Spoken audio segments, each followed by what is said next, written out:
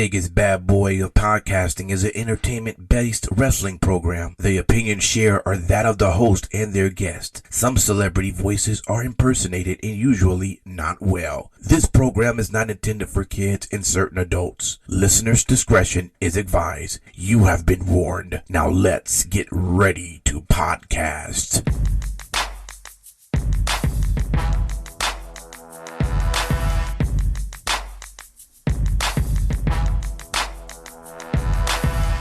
Everybody, how you doing? It is me, it is DJ Impact here with the Vegas BadBoyz. Welcome to another edition. I got some of them here. I got Simon Street. How you doing over there? Just want to say that I treat thirst traps like expensive cars. I love to look. But I ain't gonna buy it because I can't afford you. Oh, okay. I took note. Nah, I'm glad you did. King Lucky. Big Papa Pump is your hookup. Holler if you hear me. Why do you sound like heavy machinery? Steaks and weights, baby. Steaks and weights. Matt Michaels.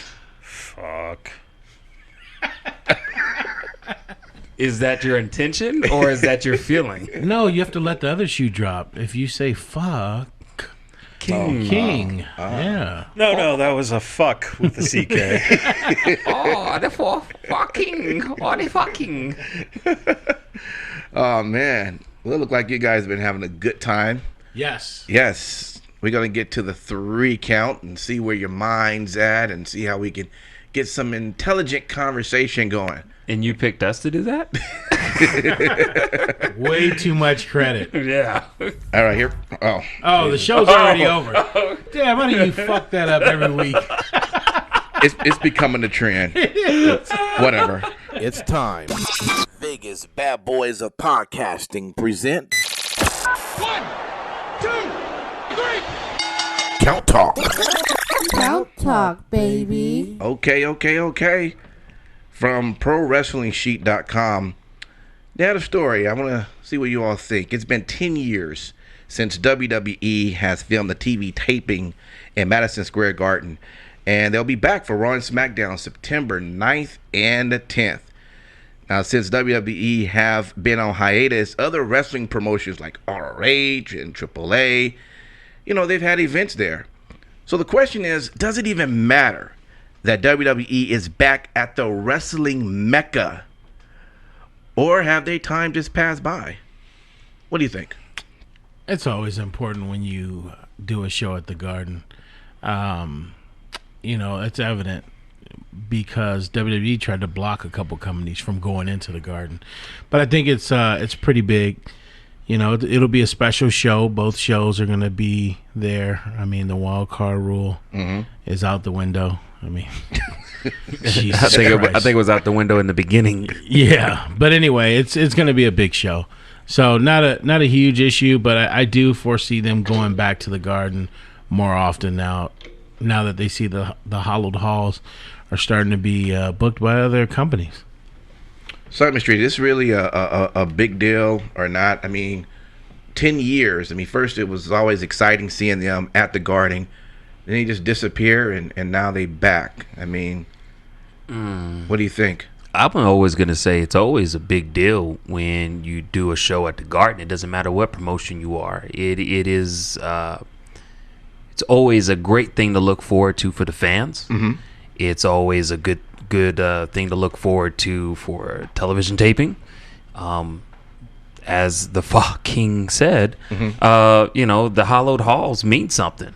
Yeah. The only big question that might be a big deal is if these Raw and SmackDown tapings at Madison Square Garden aren't filled up. That's the big fucking deal.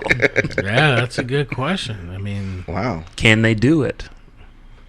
I don't know. Well, let's see what Matt over here think. What do you think? Well, I think the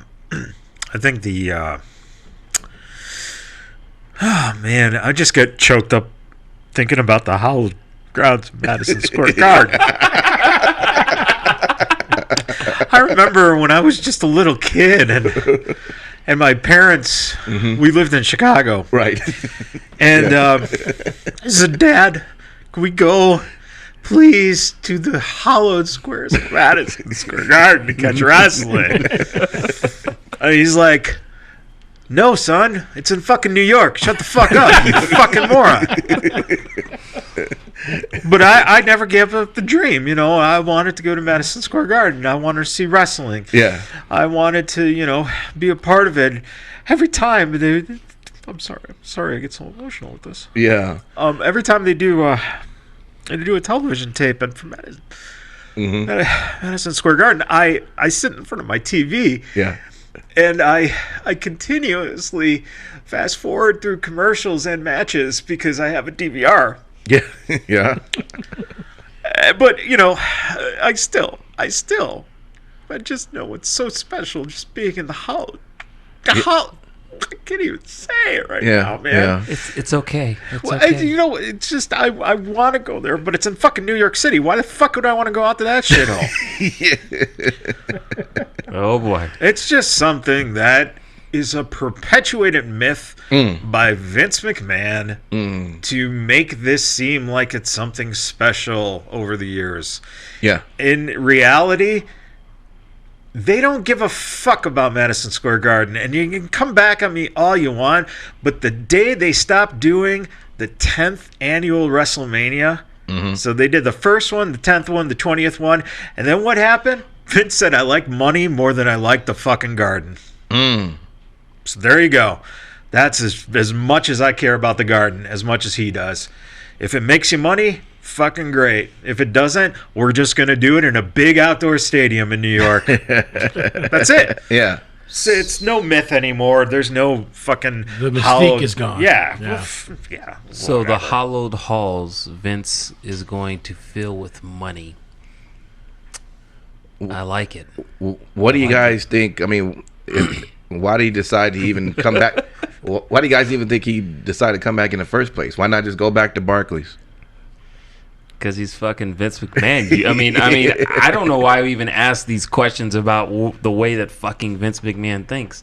I have no idea why Vince McMahon thinks the way he does. Obviously, he's like, why the fuck not? I don't know. He's probably just like, you know, Well, I agree with Michaels. He just wants to capitalize on Listen, everybody else. It's spiting the fucking companies who dared have the balls to go into Madison Yes, Square Garden and- when we pulled out of it. Yeah, it is a spite against those companies, but it is also too, you know, a lot of people hold that stadium in high regard, and so I do think that, you know, there's some tradition behind. It's not even the them original putting- fucking Madison Square Garden, Very, dude. very true, but the memory. Oh, Jesus Christ. You know what? I have memories too. Yeah, how good are your memories of your ex-wives? I was just about to say that. See, I was just about to say Exactly. that. You was reading my mind, Yeah, Michael. fuck yeah, dude. I was just gonna say, at the end of the day, first to answer your question, Michael's fuck no. I don't think about it. And Simon Street don't go backwards, especially into that direction. But what I will say is, I think Vince is trying to capture an audience of people who have that nostalgia feeling, whether it's real or whether it's just, you know, why the fuck not? And yes, I think it is out of spite, because Vince McMahon was like, oh, fucking ROH and fucking AAA, or they're going there. I'll show them. I can do it anytime. You know what? That is the best Rolf the Dog impersonation from the Muppets I've ever heard. If Vince McMahon was a fucking Muppet, he'd sound like that. My point is we're all right. It's just something that he wants to fucking do. Okay. Why the fuck not? You're gonna watch it, aren't you? Of course. You will, probably 4 days later, but you'll watch it. So, you know. Well, it never bothered me if it was at Madison Square or elsewhere. You know? And really, honestly, with Raw and SmackDown nowadays, like, does it even fucking matter what stadium it is? I don't No, even It all know. looks the same. It all looks the same, exactly. Especially Yeah. when you turn the lights out. Yeah, exactly. All right. Well, let's go to our number 2, Count Over the Night. Oh, let me cut that up. Wow, that's strike There you two. go. Leave me alone. It's been a rough day. Okay. Rough. Our second one, And this actually comes from ProWrestlingSheet.com as well. Finn Balor decided he wanted to take 2 months off from the ring. And apparently he just wants to recharge. Sometimes you just need to take a break.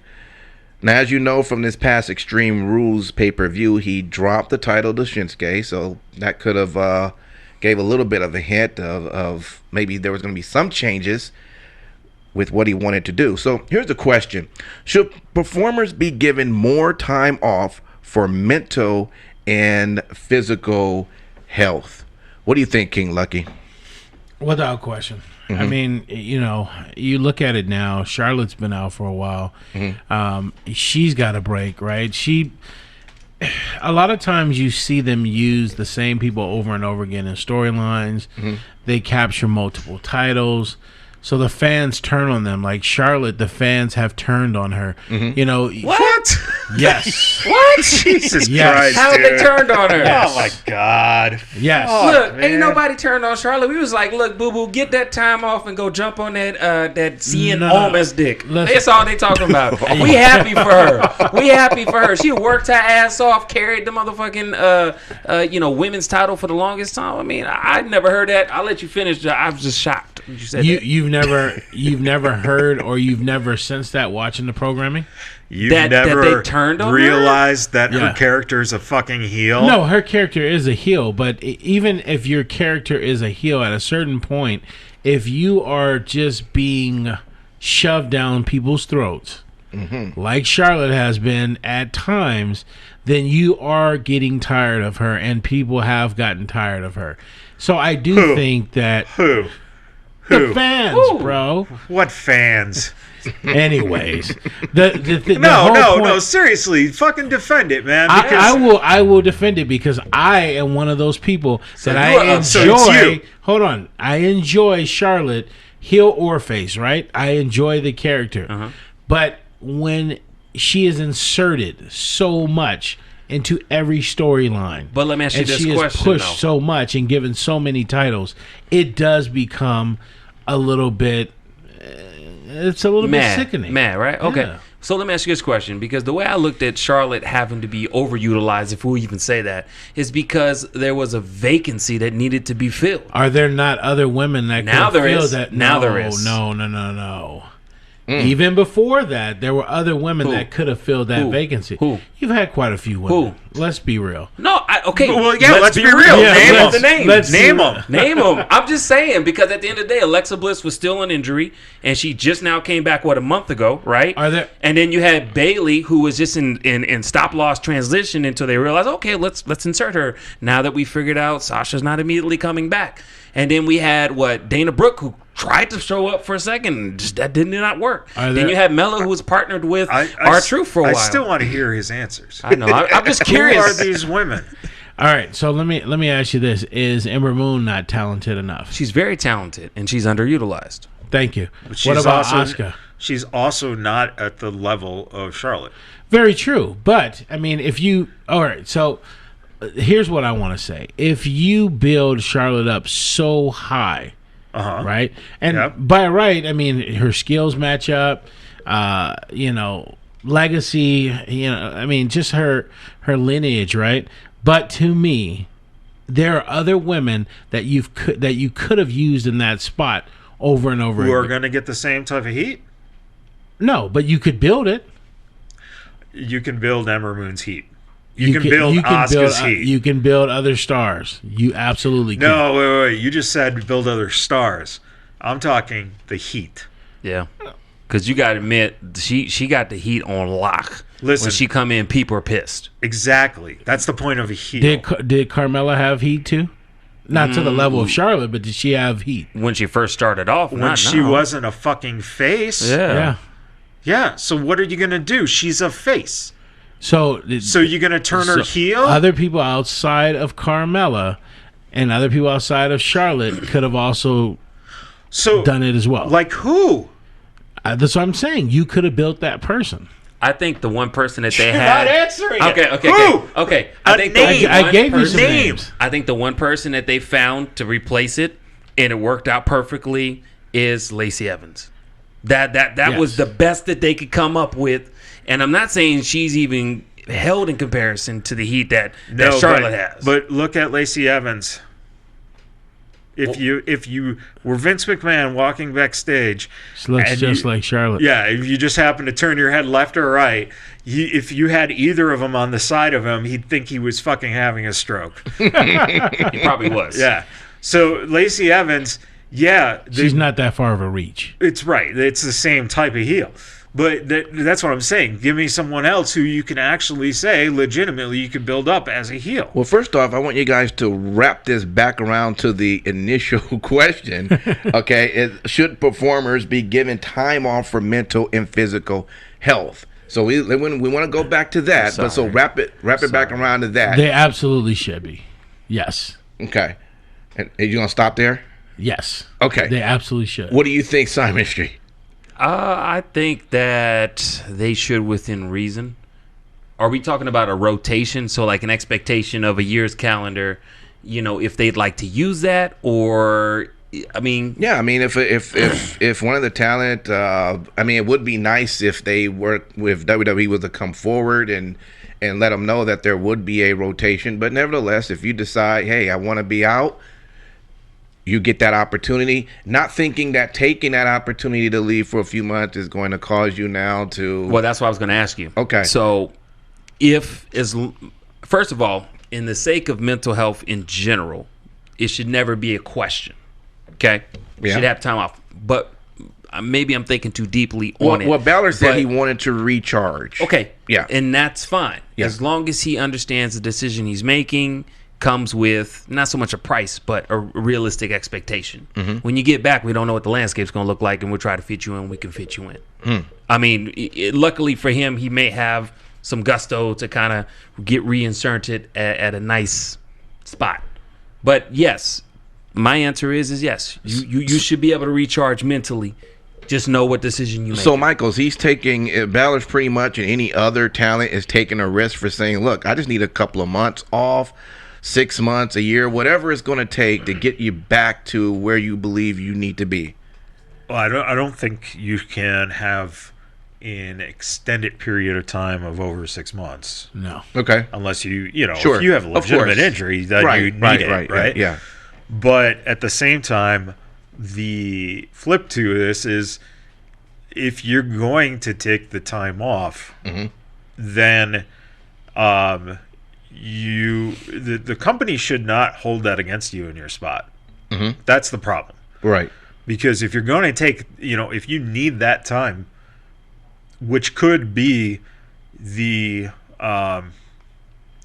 the reality of the situation, it could be the determination between you ending up being a Chris Benoit case, right? I agree. It's a very good point. So I mean, if the company should allow you within reason to have 2-3 months off without you having to worry that because listen, if you go to your office job and you have to take some kind of sabbatical Right. for 6 weeks, Yeah. right?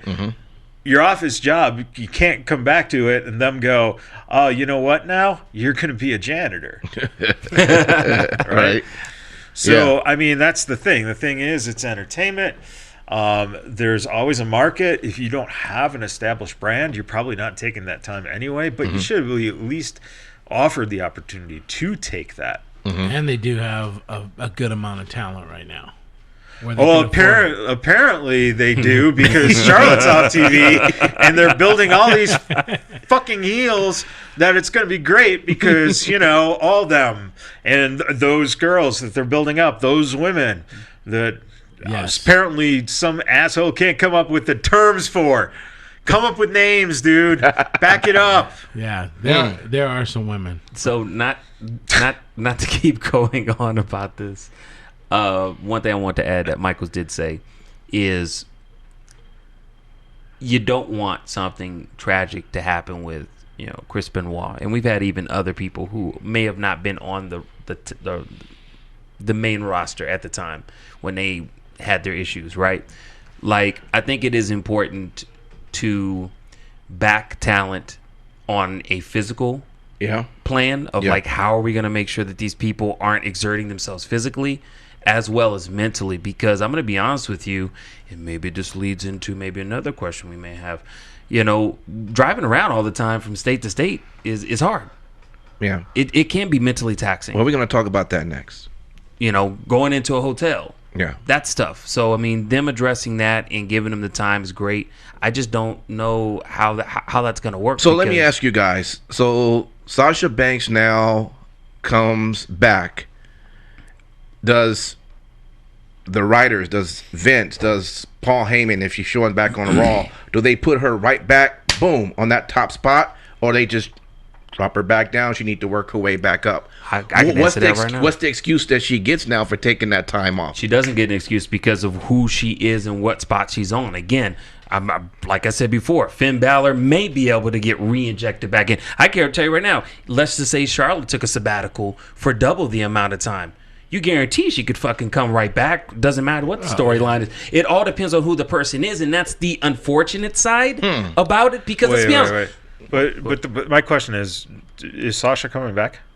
We don't. Well, this is a hypothetical. This is Simon Street's dream. SummerSlam. That's all. I mean, of course, there's been rumors and talks, and I don't know because I don't read them. But You gave an example. An example. Yeah. Okay, because what needs to be clarified here is Sasha Banks did that to herself. She didn't need no fucking mental break or anything. She fucking literally sat down on a floor and kicked her fucking legs and arms screaming, allegedly. I had to pay to watch that. You know, right. She fucked herself. Yeah, so she didn't go about it the right way. No. Okay. It's not even. Yeah. She definitely should have. I mean, and we can't speak necessarily for her, but these are the situations where you think somebody may need a break away. Right, but again, did she do it because of the fact she needed a break, or did she do it because she wants more attention and wants more money and she wants more push? Because those were the rumors. Rumor has it. Well, I think what Daryl was trying to get at, or Impact was trying to get back, I'm just holding a discussion. He was just basically saying it didn't have to be Sasha Banks. It could have been somebody Yeah. who, for a long period of time, I guess the best person we could kind of maybe use, even though they're not really big, is your boy Lars Sullivan. Okay, yeah, he's not big. Okay, but because Vince was so hard on him. For him to come in, he took his little break, right, and he was able to get back. His break came at such an odd, opportunistic time when he was actually trying to be debuted and push that off. All I was merely trying to say is there's some people that when they need to take a mental break, yes, it would be ideal that they're able to come back into the company, possibly in the same capacity that they would have been in if they hadn't taken a mental break, correct? But the problem is we all know this is business, especially in particularly WWE, that they all depend on who the person is. They may not get that same opportunity. Am I wrong on that, Michaels? Well, that's why I said that they should be given without consequence of losing, quote unquote, your spot. You have a certain amount of time allocated per year that you should be able in your contract to take. So okay, so I'm glad that he said that. So if in the contract there's an allocated time that they have to operate within a parameter, right? That makes sense. Yeah. Right. Because in that way it guarantees you, almost like FMLA to a certain extent. Right? Like they have a certain amount of time with FMLA if you have pre-existing whatnot. I'm not gonna go into details, but your job is protected. Your position is protected. Does anybody know if their contracts are set up that way? I don't know, but we have an inside guy that works for WWE that could tell us that. No, they're not. Because when you're an independent contractor, sure, right, okay, you come and go when you please. That will get into the next topic. Sure. Essentially. Okay. Well. Let's just get into the next topic. All right, so let's do it now. 3. We made it, fellas. All right, so let's talk about it. It's time. Biggest BadBoyz of podcast. Thank you, Michaels. For y'all who can't see, Michael just decided to take his finger and stick just it where? Where did he stick his finger? In his 3 count. It's better than the shocker. You know what? For Michaels, here you go. There you go. He waits every time to do that. Yeah. Don't fuck with the man running the soundboard. Don't touch his board again. All right, here we go. So Bailey, right? She had an interview with looked like a Christine Leahy from FS1. Yes. Okay, and the question was brought up about WWE talent driving themselves from city to city. Now, Justin Credible, you guys remember Justin Credible? Yeah. Yay! Okay, he Works at Kmart. he had a tweet, and this is what it said. With all fairness, WWE as a touring company should provide tour buses for all of the superstars. In this day and age, it is a bit ridiculous to have us renting cars and driving up to 300 miles to make the town. Just my humble opinion. Basic question, is Justin Credible right? Go. To some degree, I would say he is right.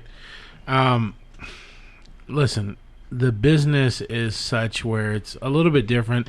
I know they had buses back in the day, but you know, Back in the day. yeah, back in the day they had buses. What are you talking about? When? Well, they've had buses before.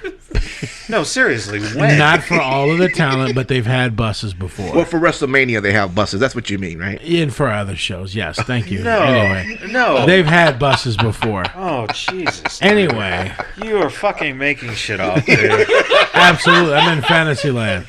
No, I mean, I'm just saying. Have they never had buses to take talent from different towns? Not fucking buses from Not town ever. to town. No, not unless it was a personal bus owned by someone like Big Show Big or Show. by Cena. Yes. Okay. All right. Anyway, so they had buses before. They haven't. Yeah. Yeah, not the company. The company has not. The company gives two shits about that. Yeah. The companies have never booked buses. Vince has never chartered buses for them. Ever. Unless they're in fucking England, dude. Thank you. Or their DX. Yeah. Anyway, my point is There that is no point. They There never is. had buses. Wait, go ahead, King Lucky. No, go ahead. Say your point. they've never had buses. They've never had company fucking booked buses in the United States. Okay. All I'm right. just Now saying, to the United when we States. launch this, I want a fucking poll on our social media.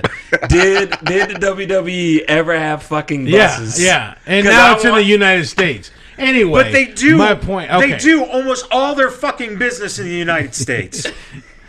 Do they not do a great deal of business outside of the United States? Not during a fucking year. Anyway. Go ahead. Finish Anyway, it, Michael. King Lucky. Yes. So, my point was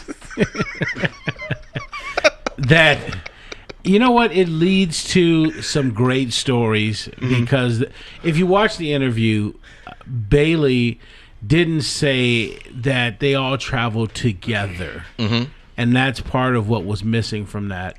That there are other people. It made it sound like it was just her solo riding in the car, driving 300 or 400, whatever the miles are. Yeah. She should have specified that they typically ride together and there is a camaraderie between the talent for making towns and going to different towns. I thought she did, though. She did, but if you look at the way that she laid it out, it was more so like, you know, it was just woe is me at the beginning of the interview. Oh, for fuck's sake. Jesus Christ, dude. Michael says, Oh, the fucking king is walking. Oh, the fucking king, Lord. Oh, the fucking king. Michael's elaborate. Well, I'll tell you one thing while he's thinking of what to say. This Christine Leahy seemed to be shocked Yes. that wrestlers have to drive from city to city. Of course Apparently, she she would. I wonder why she'd be shocked because it's never happened that they get fucking buses. Again, we're going to throw that poll up. I like that idea. I'm just Okay. saying because Yeah, throw the poll up. I don't fucking care because they don't have buses. Vince McMahon and the WWE do not charter buses for them in the United States, and they have to use them in fucking England to get around, douchebag. All right. So, So why can't they use them in the United States? there's your point then. there's my point. What's your fucking point? I had the fucking point. Oh, the fucking king has spoken. Oh, he's fucking spoken. Jesus. Oh, Herr King fuck lucky. No. Well, let me go to you, Simon Street. You tell me, man, what your thoughts are on this. I will say that I'm not gonna even touch the bus issue. I'm just gonna No, touch the bus. No, I'm not fucking touching the bus. But I will Lucky, say, just because they put pictures of wrestlers on fucking production buses doesn't mean the wrestlers are actually on the damn bus. Here's Michael's. It's the fucking guy who goes up and, hey, is Andre the Giant on that bus right now? No, sir, he's been dead for almost 30 years. Yeah, but his picture's on the bus. Fuck off, Michaels. I can't. All right. Oh my God. All right. Let us compose ourselves for a second. Please. All right. So what I will say is this: that There's a bus. fuck. King Yes, Lucky, there's a fucking bus that goes straight Take to some fucking time out, King Lucky. fuckland. Go ahead. All right. So I will say that there is some functionality of why the talent would not probably find it ideal to be on one fucking bus, okay? And probably have some more versatility with their schedule of either riding together, because a lot of times what you fail to realize a little bit, Lucky, is that there's a lot of places that they have to stop in before the show. A lot of them go to like fucking meet and greets and stuff like that they have signed up. I failed to realize that. So I was just wondering. So if they're all on the same fucking bus, that might be a little bit hard to find that to make those. So that's one thing. Another thing too is I think they have more control over their schedule a little bit with some of the driving. So being able to let's just say if we were all talent and me and Impact were riding together on the road. Maybe he has some family in town that we could do that. It's a hell of a lot easier for him to work that out with me versus with the whole fucking bus to say, hey, let's drop by. Let me ask you this question, though. So why don't they reimburse them for cars? Why don't they reimburse them for cars? That's a very good question. And that's a very fucking good question. Because you're onto a very good point, and that is that there are some. Well, I can answer that ignorantly. Yeah. And if they don't reimburse them for cars, and I'm a businessman, I would say if I am reimbursing you for cars, then I'm gonna need you to be where I need you to be. If it's on my dime, do you see what I'm saying? Well, they're expected to be where they need to be, even with them not paying for the car. So my question is you're right. They have to be where they have to be, but there's a whole bunch of time in between that, so it's still their responsibility to be where they have to be, correct?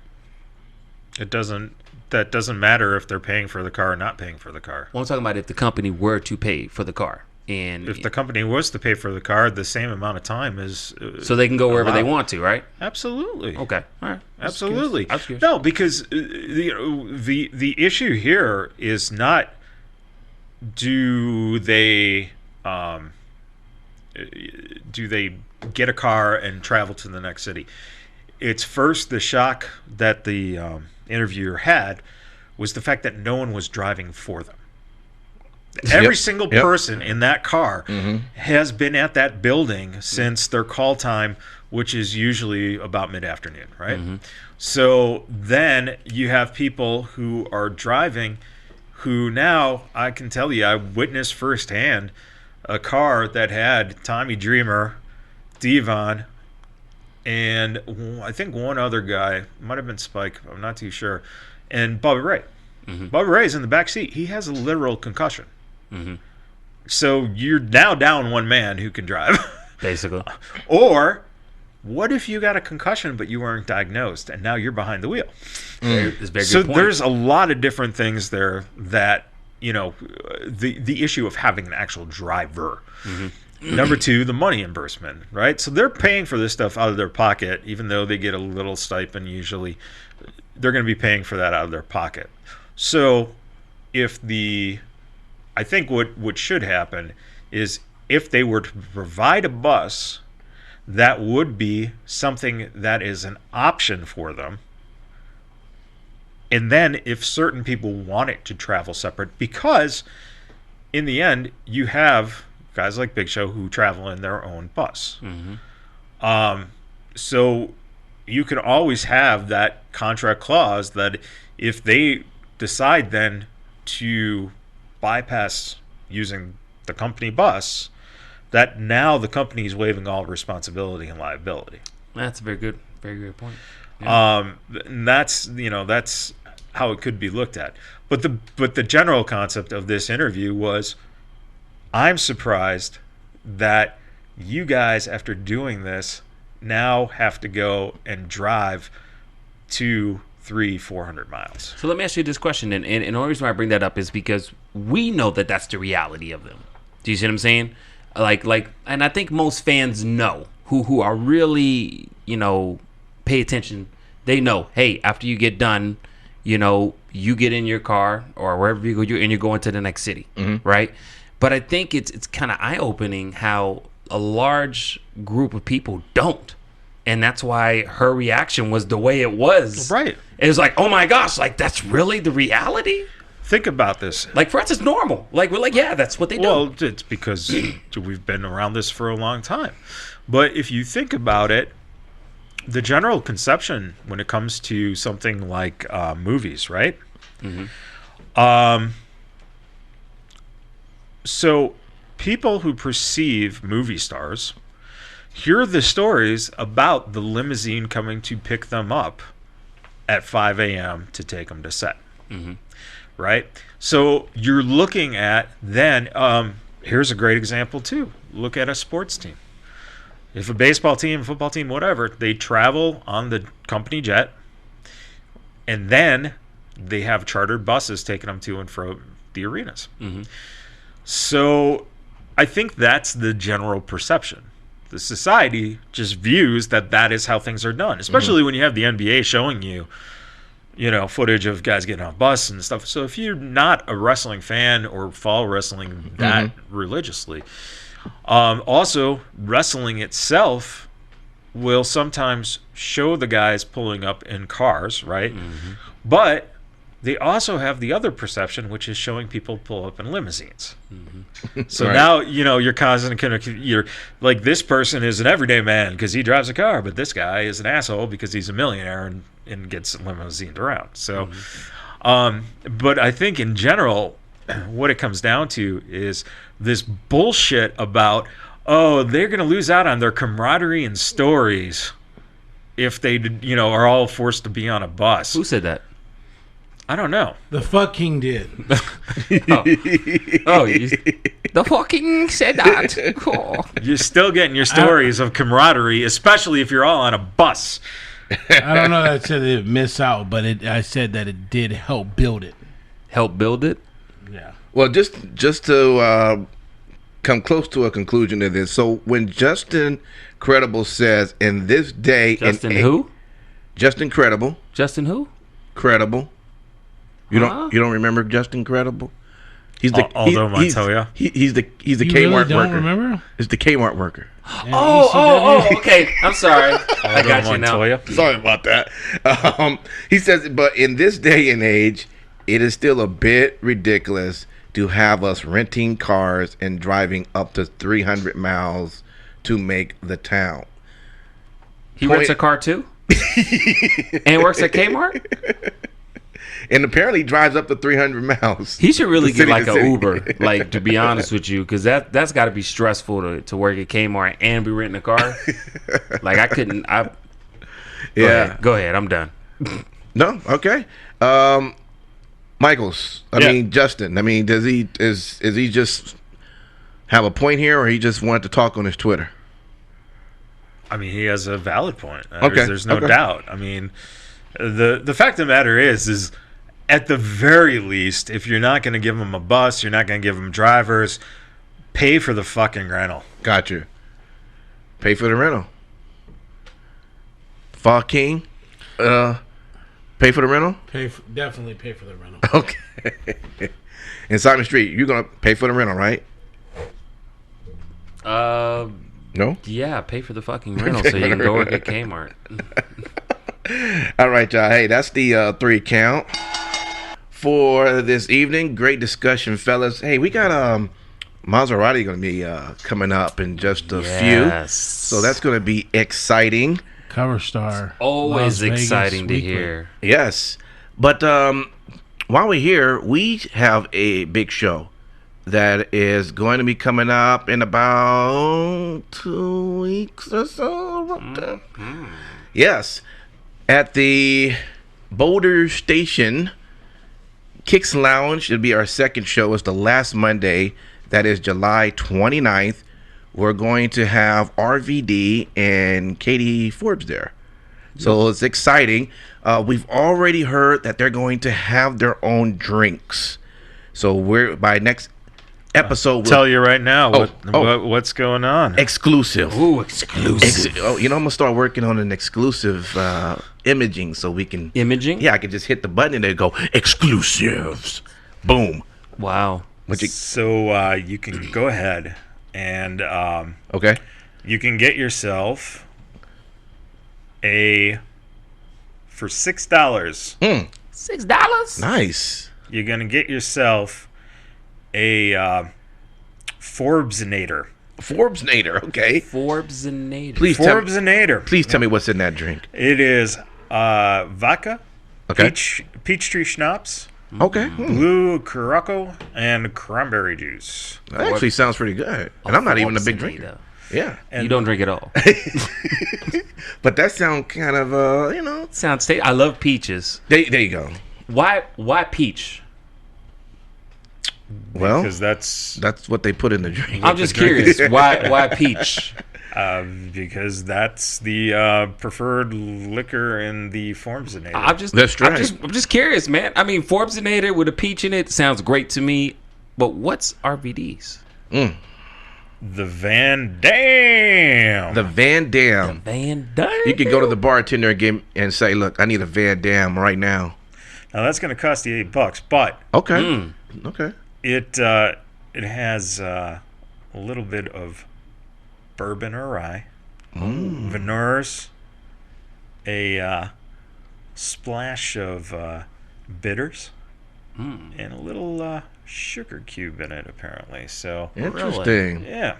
So you got a couple of classy drinks to choose I from. was told I that like it. bourbon puts hair on a man's chest. Is that? My question: if you saying it puts hair on your chest, why are you reaching down at your crotch? What's going on, bro? How can you see when I'm reaching? I don't know what you was doing. You said I mean, it what puts do you hair on your chest, and then the hand went. I got scared, man. I got scared. You know what? Your mic's off. Oh, is it? You just gonna cut off my mic? You gonna cut off my mic? Don't make me go Kevin Owens up in Oh this my bitch. God. Hey, anyways, just mark it on your calendars. Yeah. Come hang out with us. We're gonna all be there. All your bad boys will be there.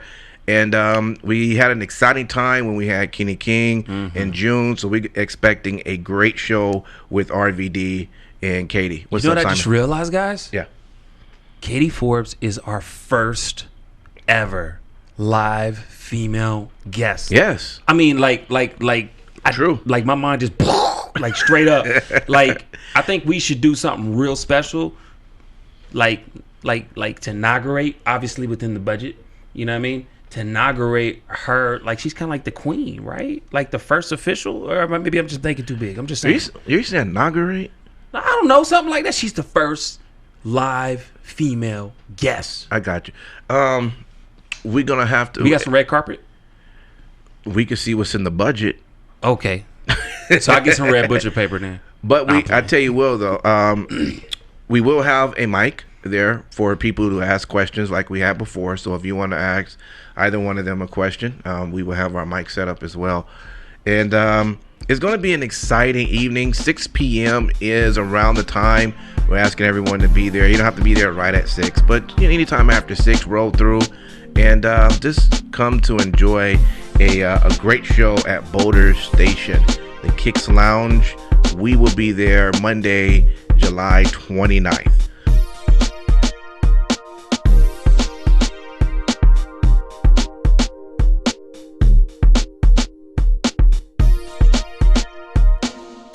This is Ironheart Douglas James, and I'm a Santino Bros Wrestling alumni And on August 17th, we are putting on Put Up or Shut Up. And every time I go out there, I show out, show up, and I put up or shut up. So check out the show on August 17th in Southgate, California.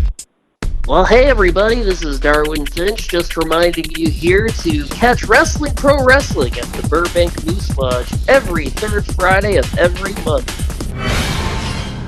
Earthlings of Las Vegas, please check out FSW July 20th right here in Las Vegas. Your Warlord of Weird loves FSW, and I encourage you all to come and check out one heck of a show.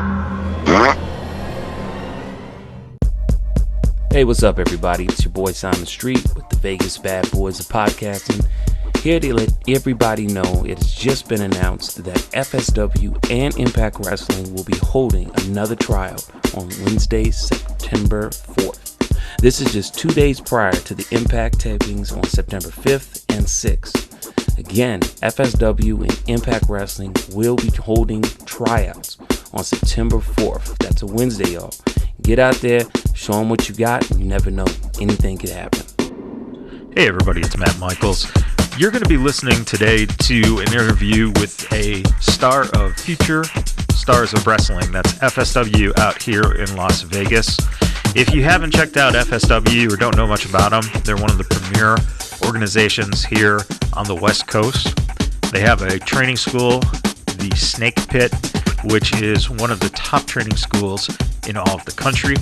And if you look at guys like Chris Bay, Killer Cross, and a whole handful more, you're going to find out that these guys are some of the hottest talents in pro wrestling today. So please check out FSW's website. Check out the name of the wrestler we're interviewing if you haven't heard of them before, just to get a little information about them beyond the interview you're about to hear. And then this way, you can say, I was there at the beginning and got to know the person before they were a star. Now back to Vegas Bad Boys of Podcasting.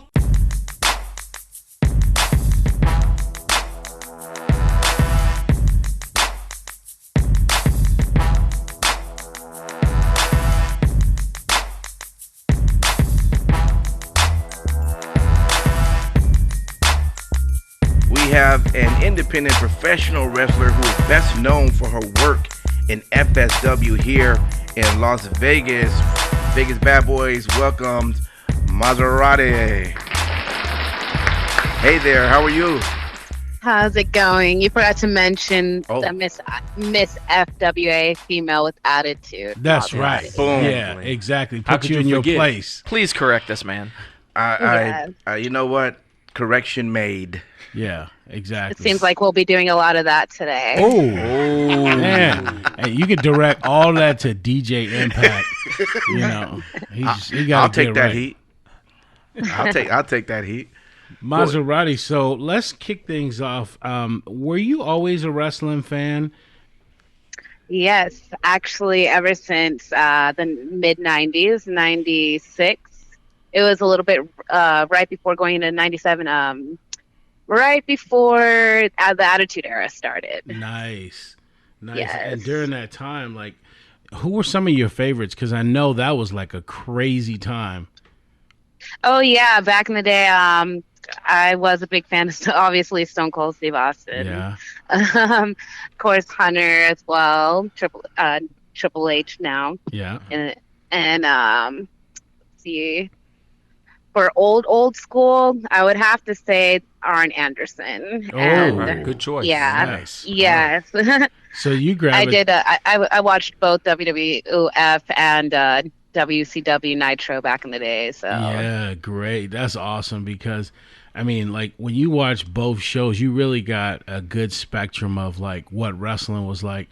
Because with WCW, you felt like kind of they were focused more on wrestling, and then with WWEF, they were more so focused on entertainment, and so you really got the best of both worlds by watching those two shows.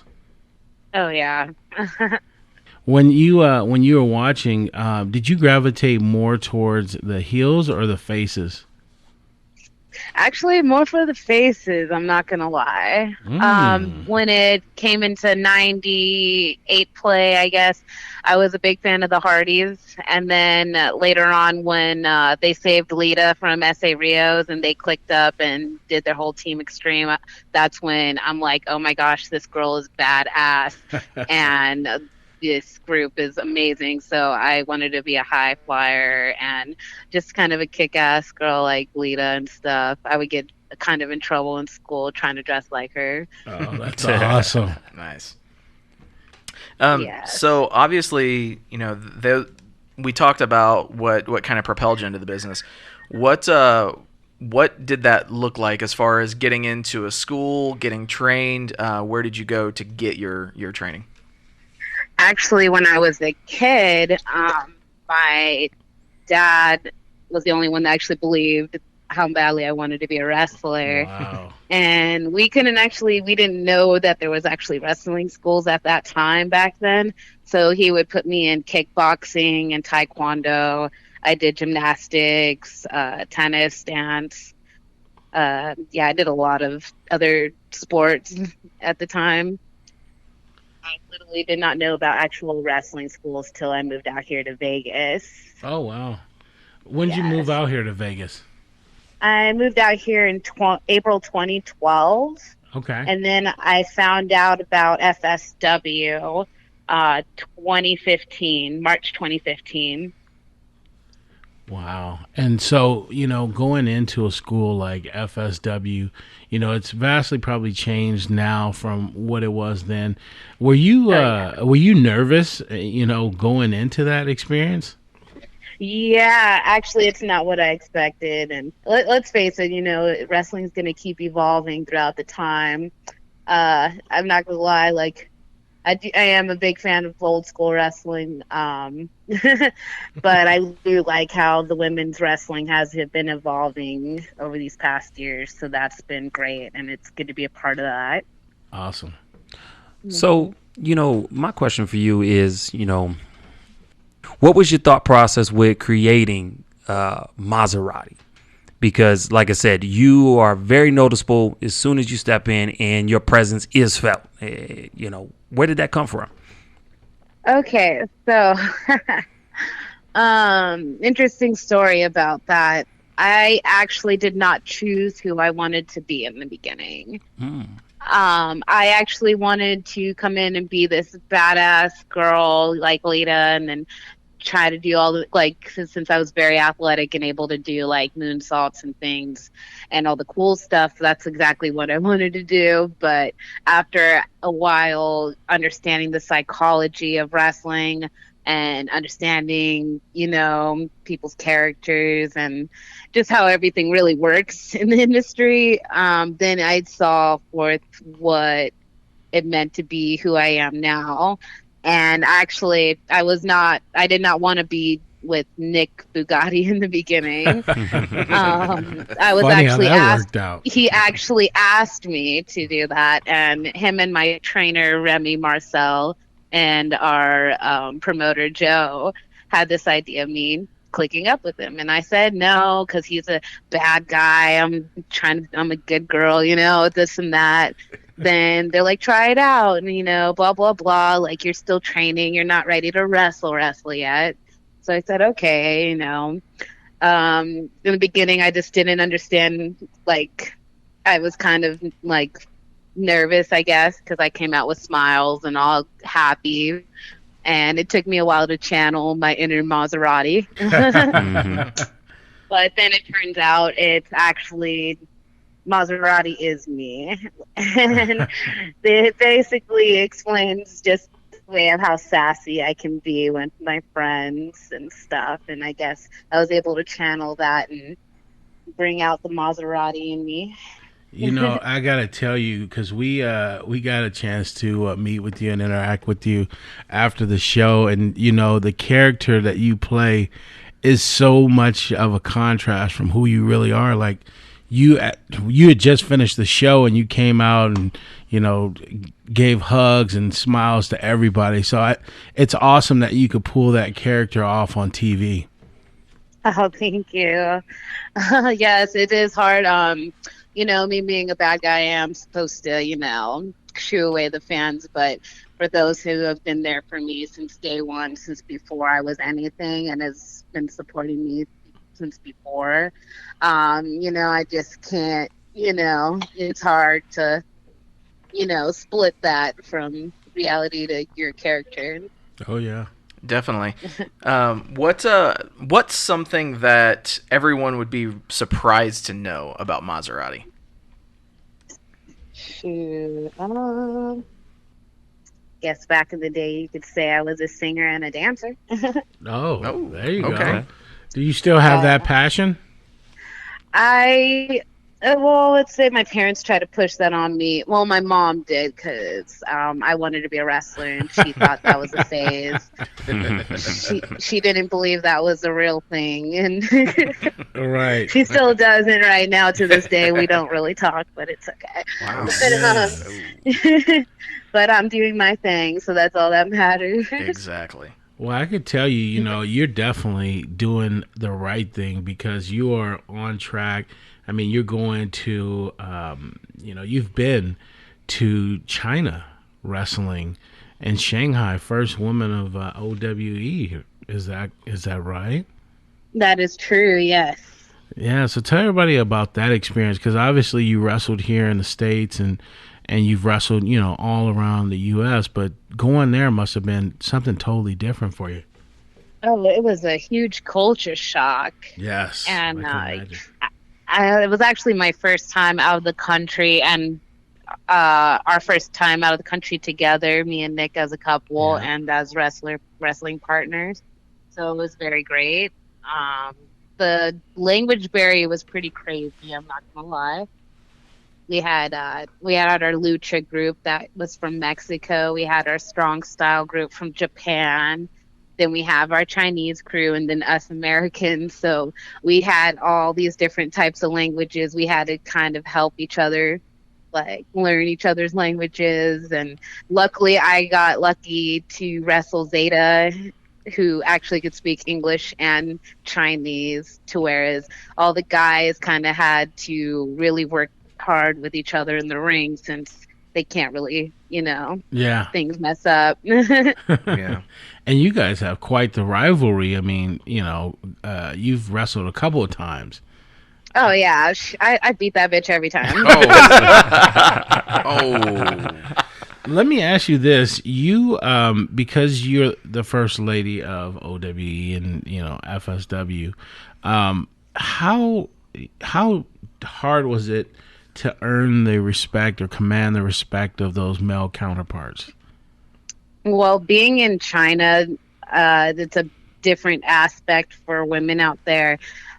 They do not believe women can wrestle. They actually, when I came out there, they thought I was just out there for Nick, which in reality, I met Nick in training.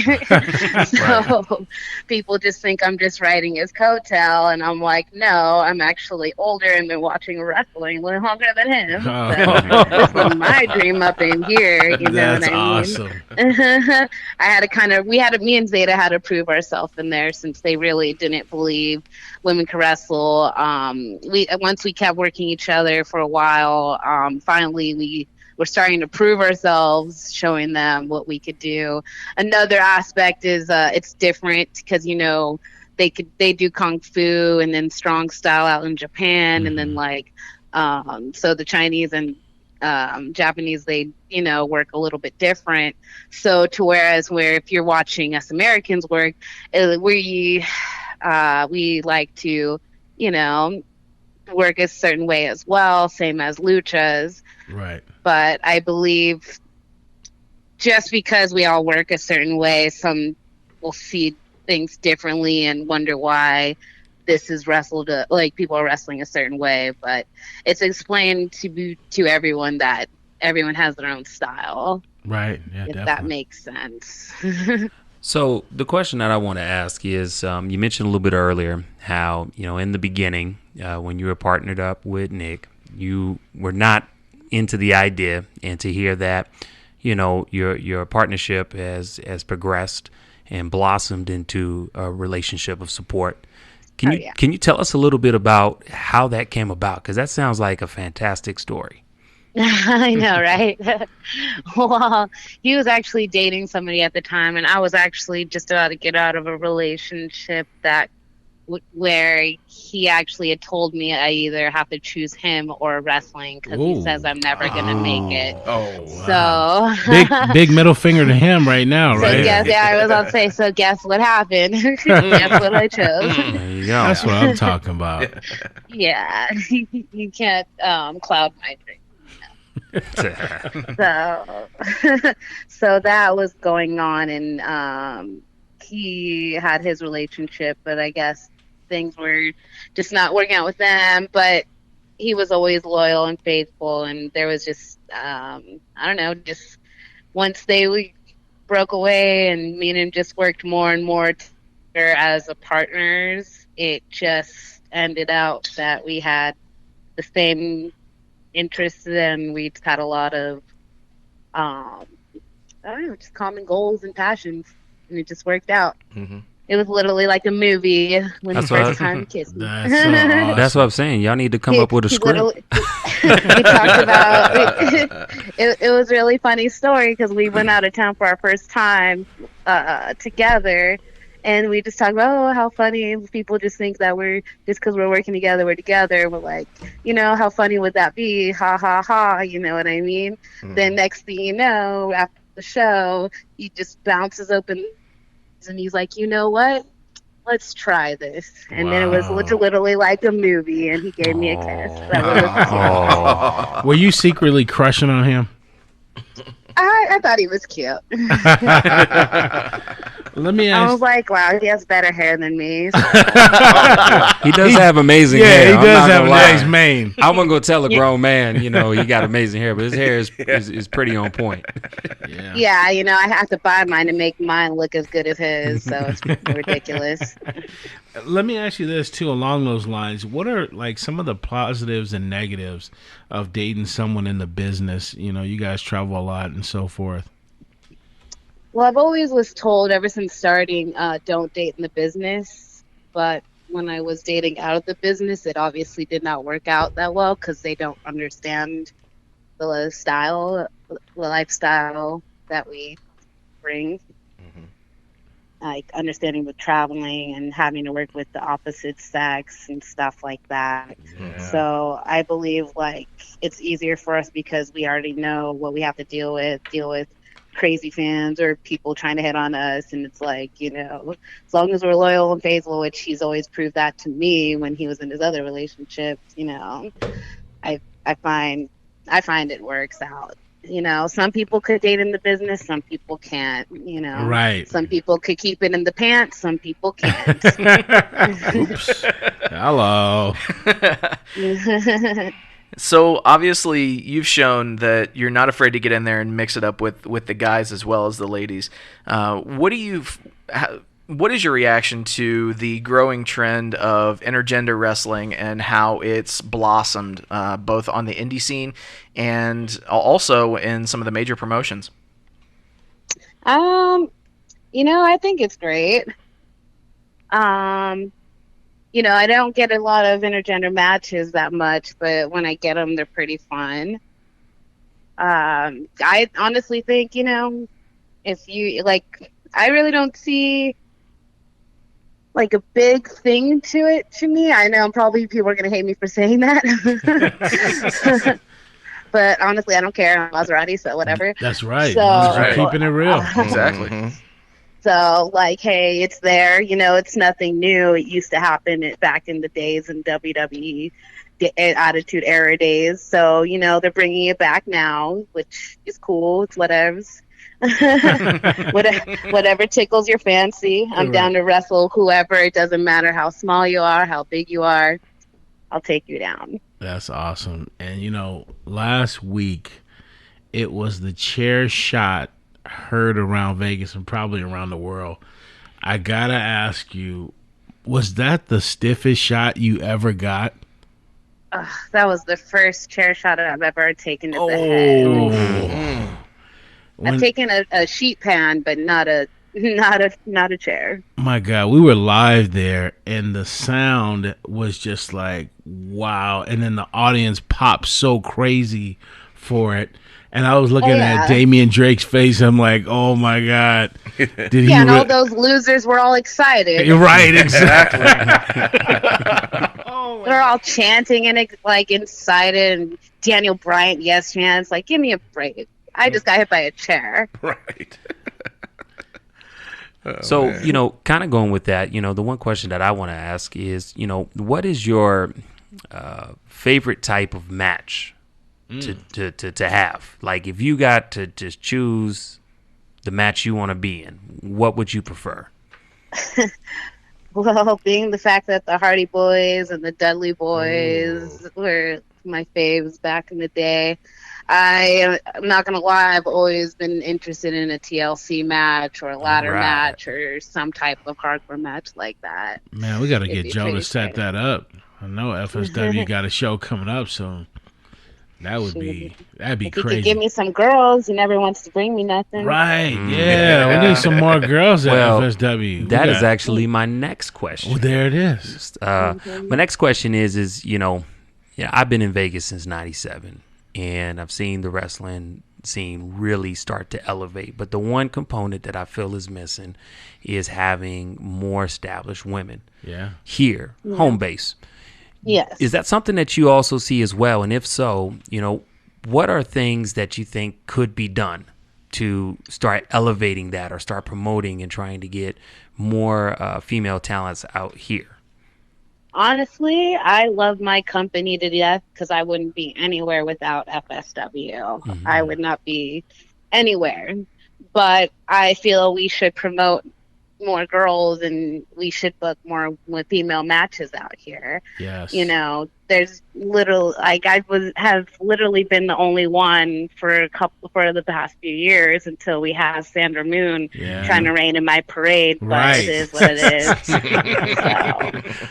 Y'all two kind of had it out with each other. Was it the last FSW show? I'm seeing her. I'm actually gonna face her and Zeta Zhang in a tag team match at Inoki Dojo. So be ready because Zeta tried to, cheat and take my match last time out there a couple weeks ago. That's awesome. This time I'm coming back. Nice. Well, you better snatch both of them bald. Oh, it's gonna happen. Snatch up both their hairs, make my own weave with it. There you go. Oh, I love it. Well, listen, you definitely mentioned Lita earlier, so I'm gonna ask, and I know the answer already. But your dream match from now and then in the past, who would those two opponents be? Yes, obviously Lita would have been my dream match from back in the day. For as of now, honestly, it would be Bianca Blair. Oh, okay. Yeah, I can see that one. Mm-hmm. Wow, that'd be a good one. She's got that attitude and that flair and that spice that I like as well, and I just want to, see who's got the better attitude. Oh man, that just gave me goosebumps. Like that match right there would be amazing. Yeah, sign me up for that. So you were prominently featured in the Las Vegas Weekly. Yes. And you were actually front and center right on the cover. As I should be. As you should be. Right. There we go. Let's get that straight. So what was that experience like? It was actually very great. The people there were very nice and welcoming. Easy questions. They make you feel, very warm over there. The pictures are great. They make sure your hair is not out of place.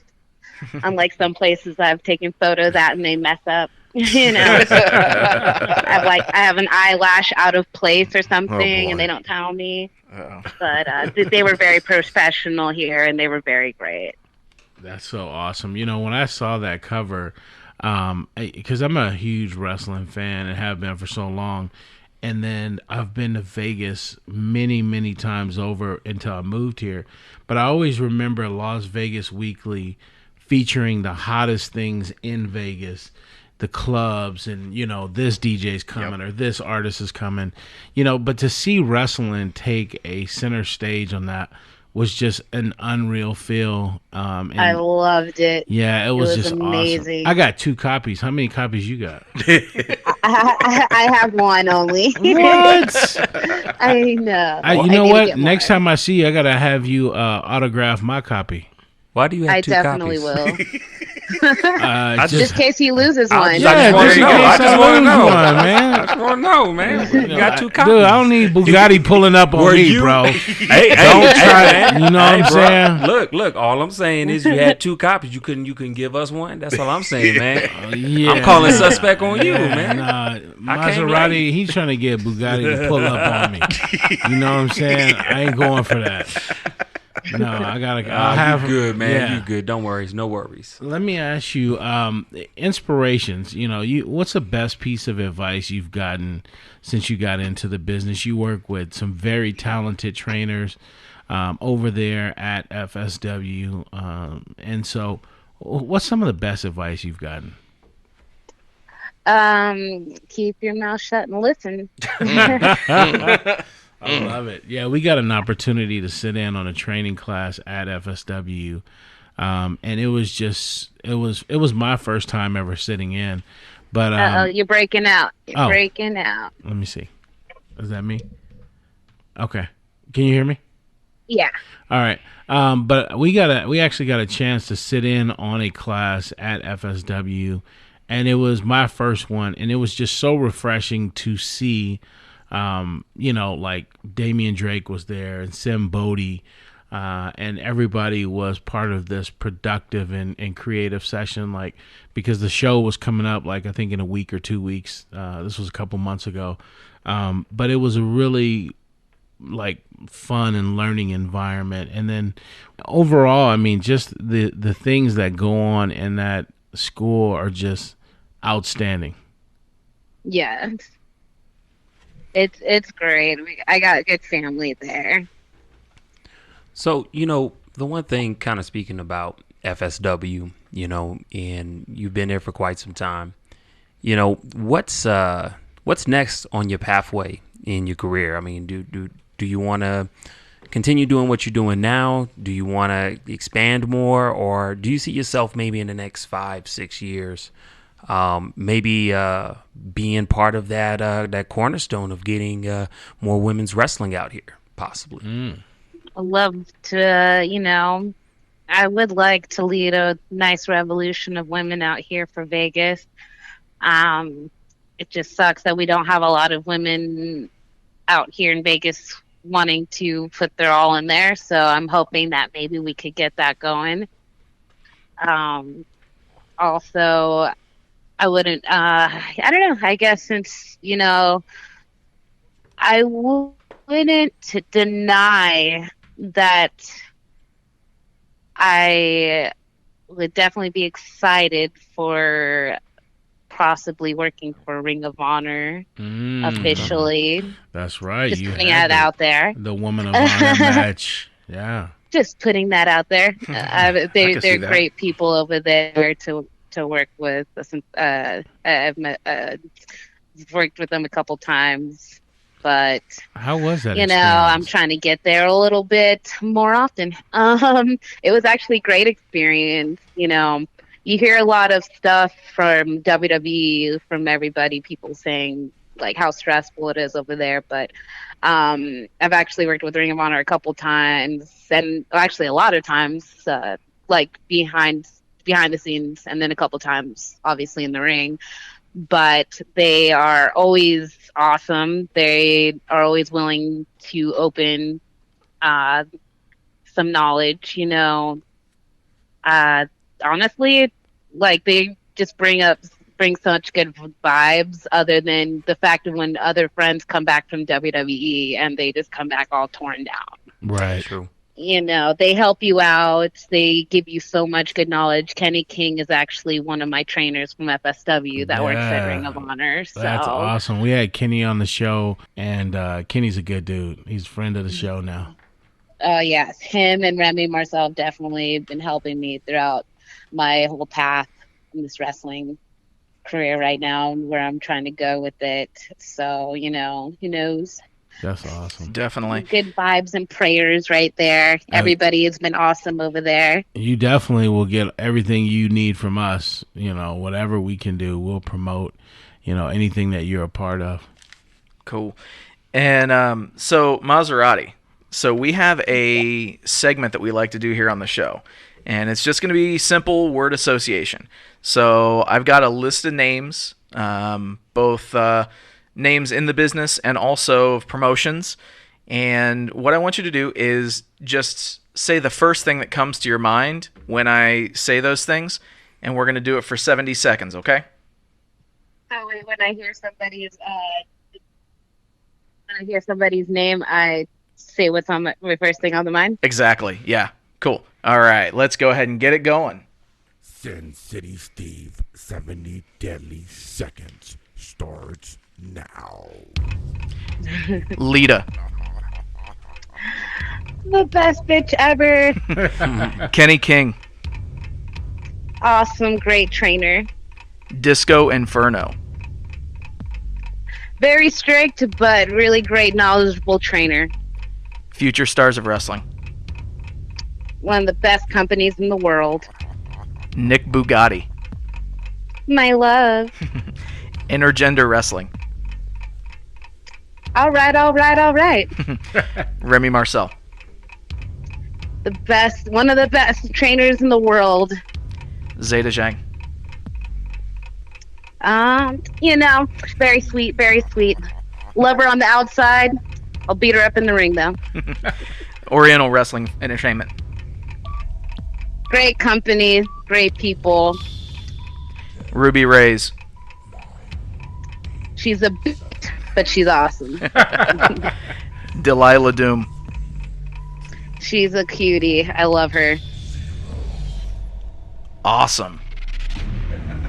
Wow. That was no pressure there, right? I don't even think she's sweat. At all. My armpits are sweating a little bit. I'm not gonna lie. I'm like, That's so cool. Well, the next segment is kind of our closing segment that I kind of put out there for everybody we interview. But with this one, before we get started, just want to tell you to get loose. Get ready. You know what I mean? Take the filter off if you hadn't already. Take the filter off, because this segment is entitled "The Oh Shit Moment." So basically what it is, you're going to have an opportunity to go ahead and tell us a story, whether it be in the ring, outside the ring, when you were a child, the age you are now, in the bathroom, in the grocery store line, at the hair salon, anywhere where you have witnessed or experienced firsthand something so ridiculous, something so crazy, left field, that you were only left with the utter words of, "Oh shit." Mazzerati, start your story.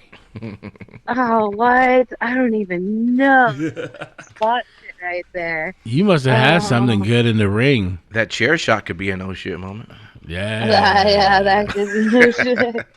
Well, I did. You know what? Actually, it's not a big oh shit, but it's an oh shit that happened in OWE. Let's hear it. I hope they did cut it out. I'm not sure. I never got to see that footage. So I'm getting dressed in the back, and I think this bitch actually sabotaged me on purpose. Hold on, let me tell you. So I'm in the back with Zeta. We're chilling. I'm getting dressed, whatever. Usually Nick Bugatti is usually the one who fixes my pink top and ties in the back and hook latches. I didn't have him there, and since she was, there in the dressing room, I asked her, can you put it on for me? She asked, "Oh, doesn't this ever come off in the ring?" I said, "No, it never does." She put it on, and we go and we're in our match. Barely started, not even like 2 minutes. And, I'm getting the upper hand, obviously. Then I realize when I'm beating her up on the floor and just punching her, all I feel is a loose little latch on the back. And I feel my pink top open on the back. And I notice it starts coming apart from the front. So I'm like, crap. So I get up and I just try to, fix my hair, supposedly, walking away. But in reality, I'm trying to fix the latch of my back, of my top. So I heard the audience already go, oh, so I already knew. They saw that my top had partially came off. Wow. So I don't know if the camera saw that. Crazy. Well, yeah. So I was like, oh, shit. well, I will definitely tell you that is the first oh shit story where definitely I could say at the end of your story that the Mazzerati top had to be down. That. Wow. Only one time. Well, let me ask you this. Coming up, what do you have going on? Where can folks catch you at if they want to check out some of that Mazzerati action? We have a few FSW shows coming up, I believe, July 20th, I believe, and August 3rd. Nice. We'll be there. Hope I'm not lying to you guys. Somewhere along those days. Don't hold you to it. Yeah. Yeah, I heard about the 20th date too, so I'm really excited to see what you guys put on. Maybe we get that ladder match going for you. That'd be great. Maybe I could get some actual female up in there, Yeah. Maybe like where's my belt at, Joe? Like, damn. I know, right? Exactly. That would be such a huge move on his part. It would be. If he came out with a women's title, and then he got some more women. You know what Well, he should he does have a women's title, but Kaya's out there hiding somewhere, and doesn't want to give me the belt. So. Right. Yeah. So it sounds like you're gonna have to go hunt a bitch down. That's what you're gonna have to do. I don't know if Joe just knows that, obviously I'm the better champion and he doesn't want to give it to me. And I mean, I held this shit down here for 4 years now. He needs to, start respecting an actual lady. You know what you could pitch to him? Maybe like an open invitation. An open invitational for the women's title. Definitely. She's over there hiding with it, not trying to give it up. Well, the only thing I can tell you is anytime somebody really wants something, sometimes it's just better to take it. There it is. You're right. You're probably going to have to, put her on notice. Yeah, go pull up on Ty. Call her out. I'm calling her out right now. All right. So exclusive. So here it is. You go ahead and call her out right now. You got the spotlight. Go and do it. Miss Taya, is the real women's champion of FSW. Quit hiding behind a little rock. Come out and play. Wow. There it is. The challenge has been made. The gauntlet has been thrown, as it were. And we're going to make sure we take that one clip of you letting them know what the deal is, and we're going to make sure that we put it anywhere we possibly can. In fact, we're gonna expand so much, we're going to make posters. Oh. Where you at? Definitely. Where you at? With a face in the title. Where you at? And a number and a link where you can find them. Where you at? Definitely, because in the end, it's all about attitude. So that's right. I'm ready. And you got it. Mazzerati, let me ask you, as we come into a close, what's the best way for folks to reach you on your social media? Yes, you could reach me on my Instagram, or on my Instagram as well. I have my Gmail on there posted. Okay. And then So Gotcha. those two are actually pretty good. And then my Facebook also. Yeah, and all three. And you post all your events on there as well. So yes. Gotcha. I hate it when people ask me or get mad the day of a show and say, "Oh, why didn't you tell me?" Right. I'm like, "Yo, I've been posting it for weeks." Right. Exactly. Mm-hmm. And what is the IG username? It's Shayna Lazarus. All right, there we go. Yes, that is my government name. There it is. Wow. Oh, well. That's a cool last name. I got to be honest with you. Lazarus? Did you say Lazarus, right? Yes, That's it's an awesome in the last Bible. name. It's pretty famous. Right. Yeah, I like that. That's awesome. Well, thank you, Mazzerati, for hanging out with us, and we look forward to seeing you in your matches, being that we're local. And Thanksies. You know. guys better take lots of pictures of me and make sure you get my good angles. Oh, you better believe it, Of course. especially with you putting the L up on your forehead. Yes. We'll take all the best pictures as long as you keep giving us the photo ops. Yes, exactly. There you go, everybody. Mazzerati. Thank you. No doubt.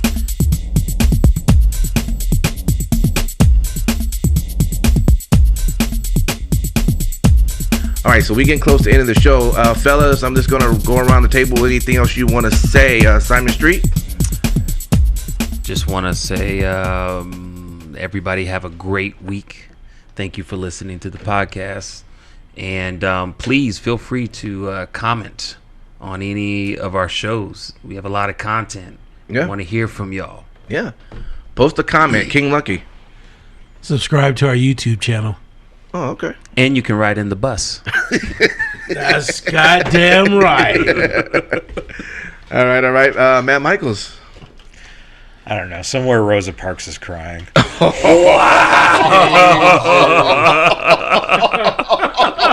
What a dick. Woo. Oh, my Lord. Okay, that means it's time to end the Because show. she had to sit next to Enzo. Ain't lying there. Biggest BadBoyz of podcasting.